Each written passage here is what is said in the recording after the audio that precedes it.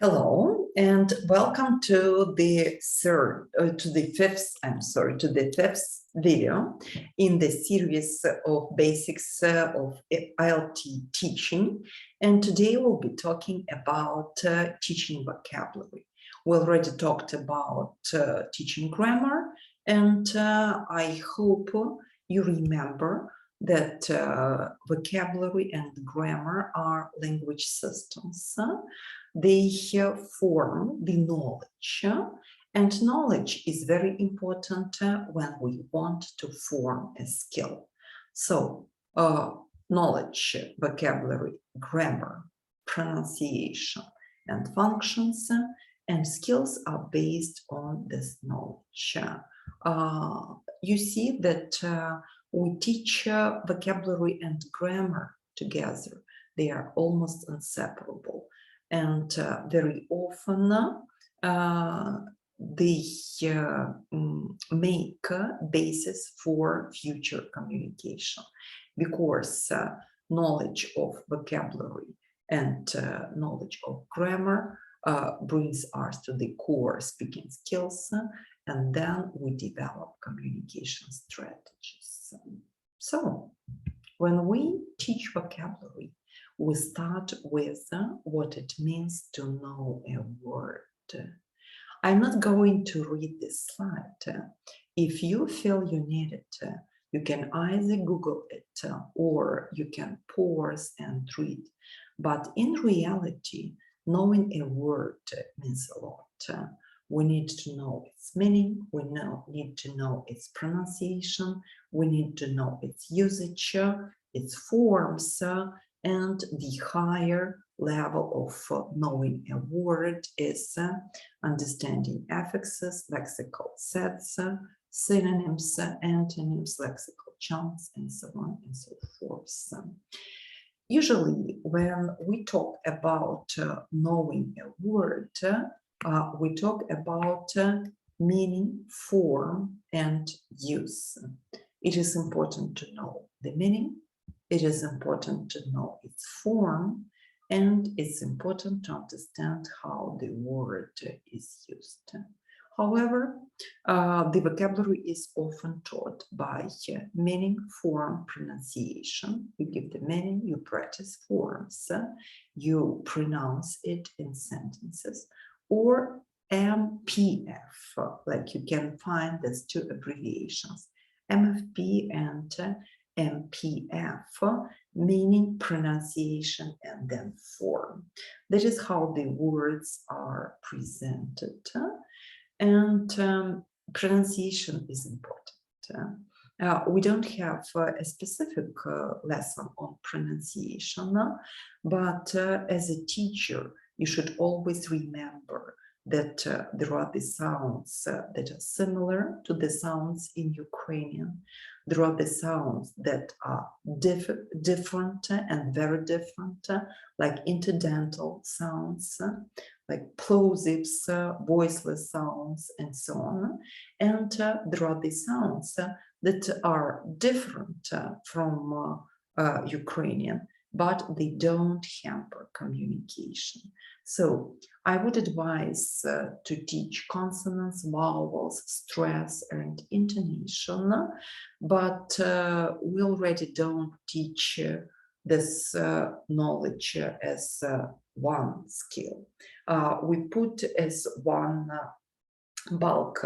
We put it we intervene it into each lesson, and gradually our students learn how to pronounce the words correctly, how to structure the sentences, and so on and so forth.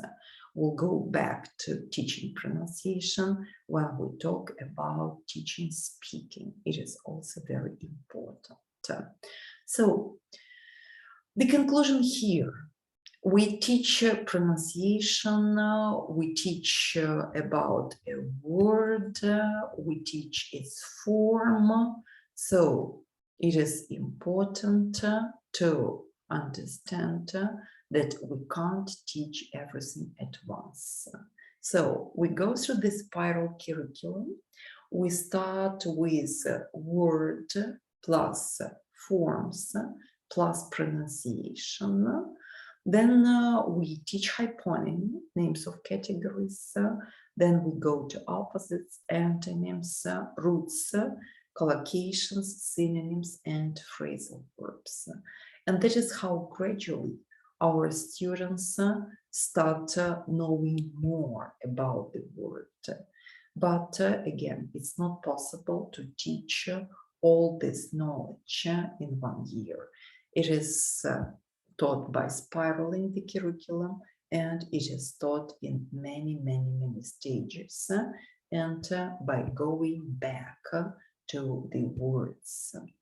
Usually, there is the question, which is more important, grammar or vocabulary?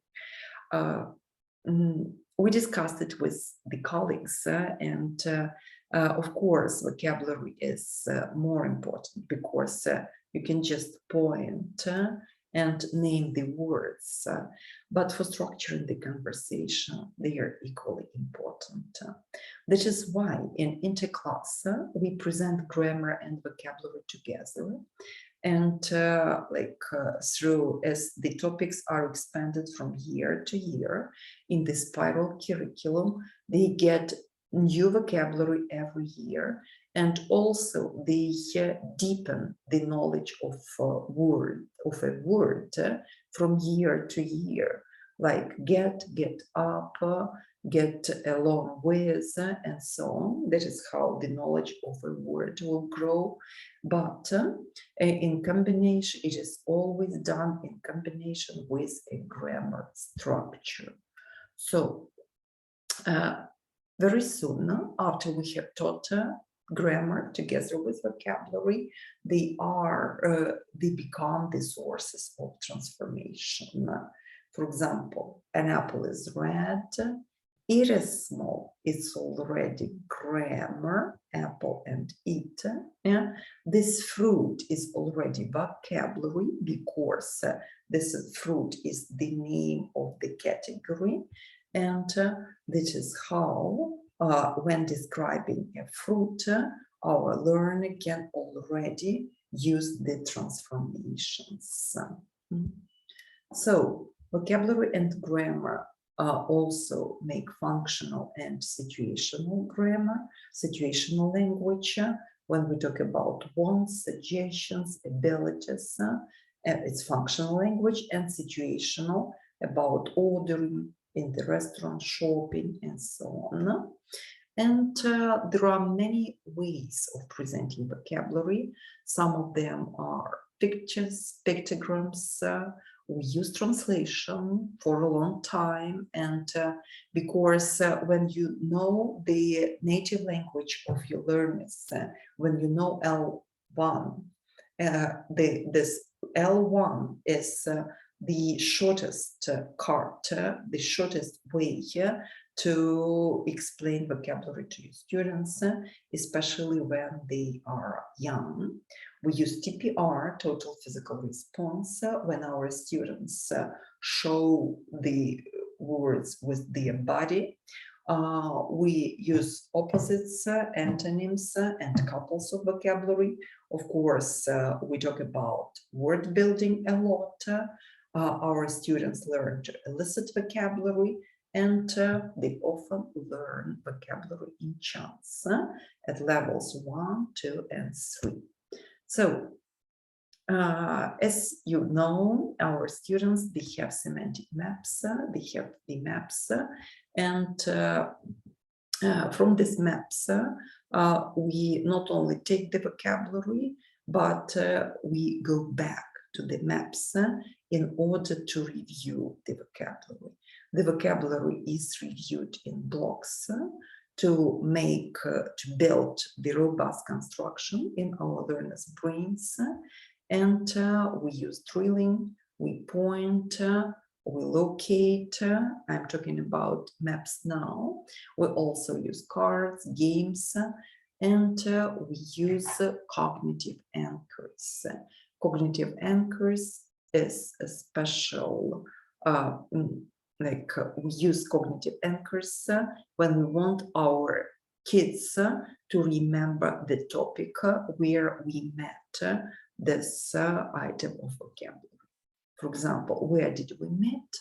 And there is an item, and they have to remember about the topic. Then they go back to the map. Then they review the connected items.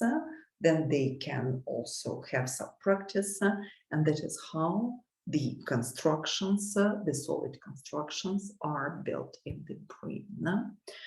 For vocabulary, we also use CCQs or concept checking questions.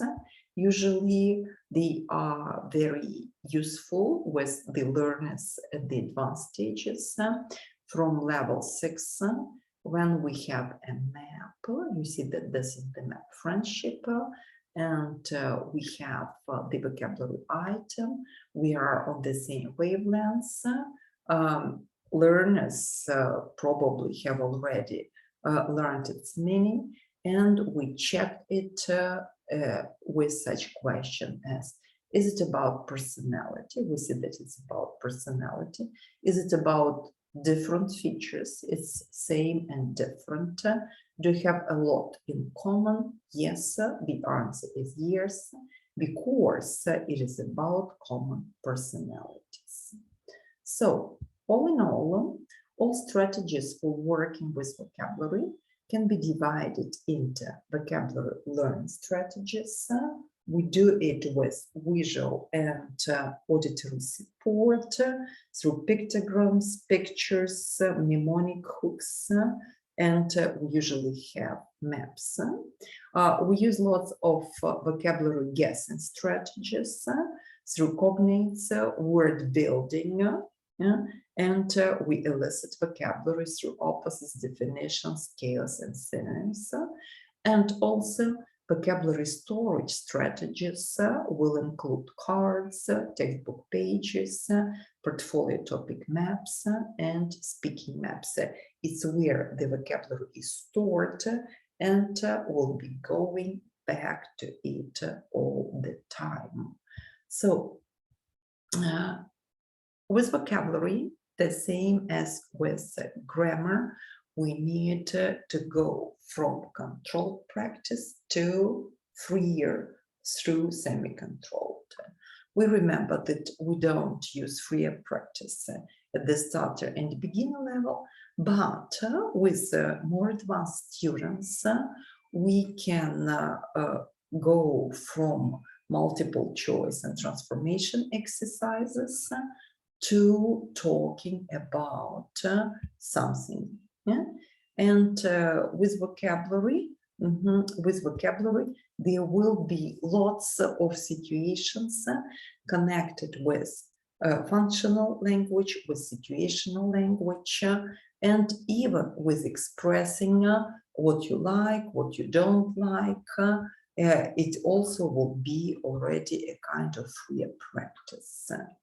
Error corrections may be the same as for grammar when we do either immediate error correction or delayed error correction, and we can use all this. We can use the same types of correction, which make our feedback meaningful and positive.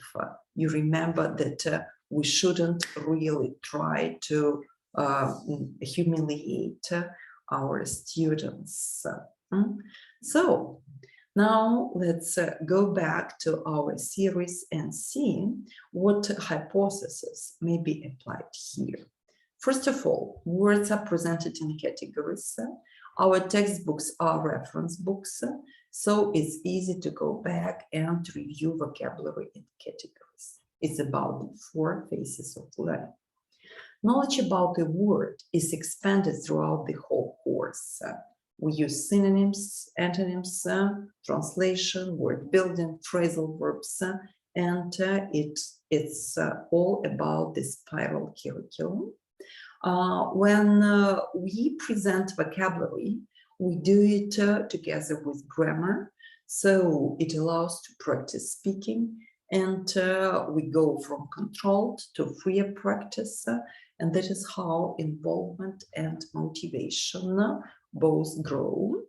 When our students elicit and guess vocabulary, it raises interest and self-esteem, involvement and learner autonomy. Lots of activities with vocabulary, they are focused at learner autonomy. And finally, mindful error correction will ensure that your learner's effective filter doesn't go up, it doesn't raise.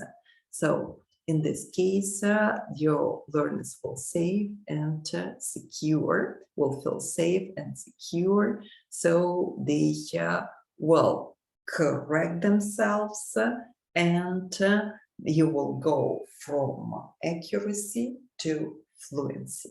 So thank you for your attention, and that was the sixth lesson, and next time we'll already start talking about skills. Bye-bye.